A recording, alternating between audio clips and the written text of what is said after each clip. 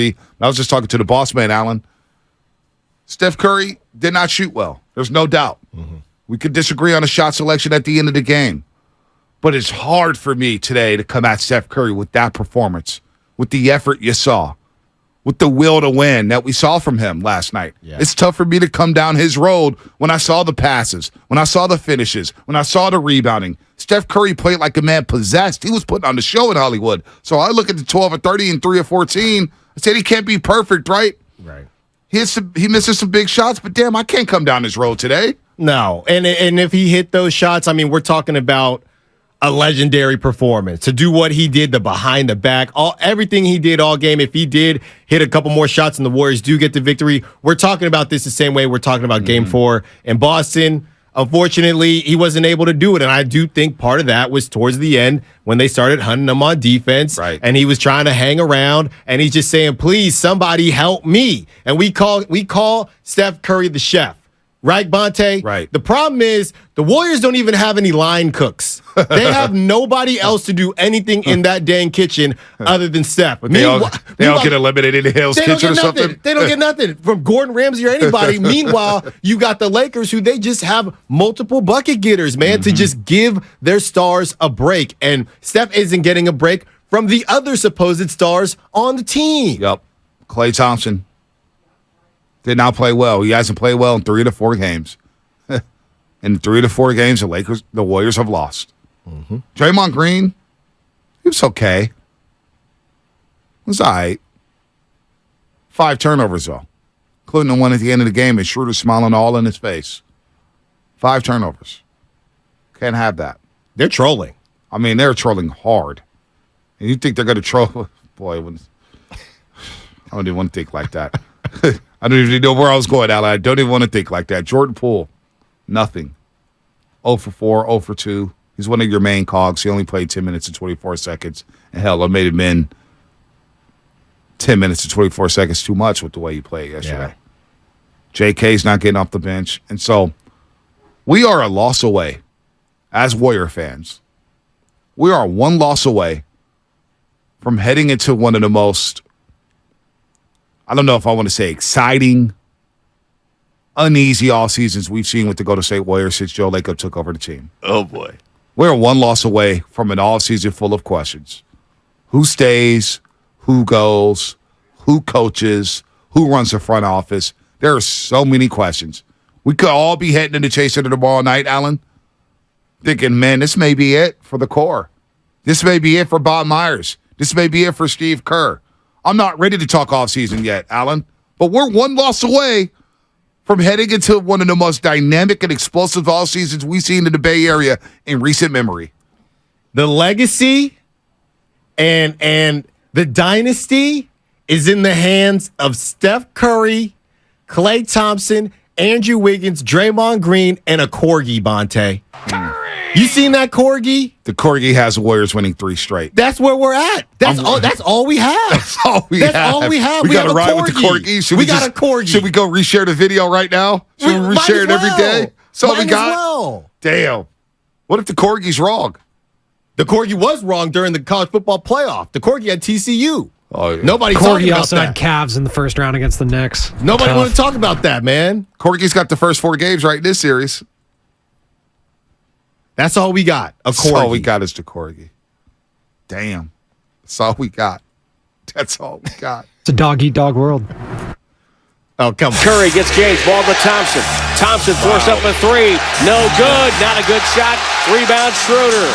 And Steve Kerr can't believe it. Yeah, that was quick. That was the Klay Thompson shot. 10, 12 seconds of it. You see Steve Kerr in the video. Oh, no. Yeah. You see Draymond Green and say, oh, no. It's rare you get a call like that where 3 people in that same call are in disbelief. Tom, Tim, and Steve Kerr all in one sound. And every other Warrior, and every single Warrior fan. Yep. There's not one person on the planet who thought that was a good shot. My guy Klay Thompson took that shot. He hit the corner 3 to give him a 3-point lead. Oh, man, Klay Thompson, he's back just in the nick of time. And then he takes 2 heat check 4 shots, and he breaks them. That's a great point, Bonte, and I don't want to sound too crazy here. Is it possible that it actually hurt the Warriors that Clay made that corner three? Is it possible?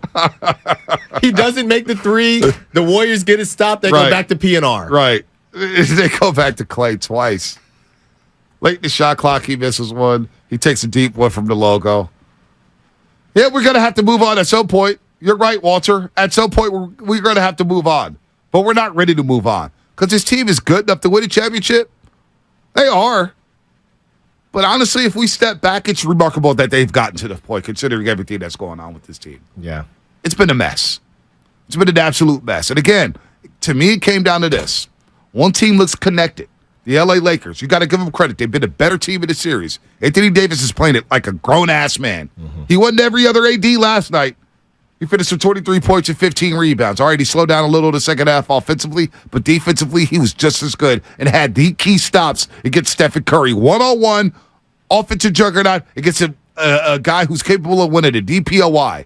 And AD won both those rounds against Steph Curry. It is what it is. AD played well. LeBron James scored 16 in the second half.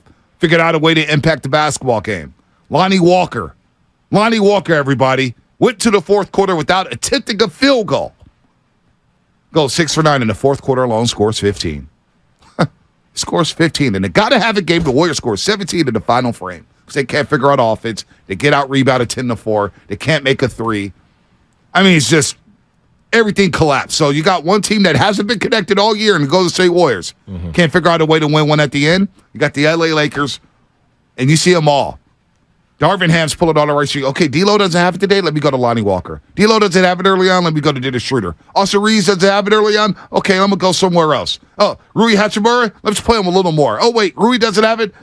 Vanderbilt doesn't have it. I'm only going to play him 11 minutes. Yeah. Darvin Ham pushed all the right buttons last night, and the Lakers look like a connected team.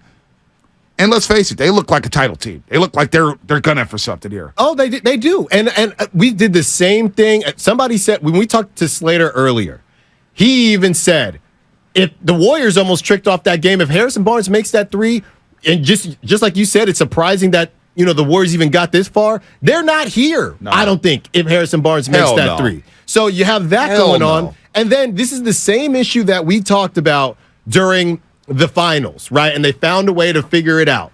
The guys that you all just said for the Lakers, everybody besides Vanderbilt who can't really shoot, all of those guys can do things on both ends. They can score the basketball and they can defend the basketball. At the very least, they're going to give an effort. Where you have Jordan Poole who just olays and does not. The Warriors have too many guys, and I know DiVincenzo made a couple shots yesterday, and GP2 had a nice game yesterday, but the Warriors just have too many guys that everybody in the arena, everybody watching the game knows their goal is to try to get the ball to Steph or Clay. Yep. That's it. And you can't even include Jordan Poole in that conversation anymore. So you have which is sad. You have a whole roster of guys, but you have two guys where, okay, they can't shoot if you're the defense, but everybody else will live with. That's just too many. I'm going to get to some Kerr sound in a second here. It's a great point, Alan. It's an excellent point. You just can't count on Jordan Poole. I had all the developments. That one hurts the most. You had a young, promising guy who was having a pool party who was looking like a burgeoning superstar a season ago. We're all having pool parties. Remember that? We're all wearing floaties, suntan lotion. We're having a great time. Jordan Poole, we got the heir apparent. Oh, man, he's going to carry the torch for this franchise for many years to come. And in less than a year, Alan, in less than a year, everybody's like, oh, you got to move this guy.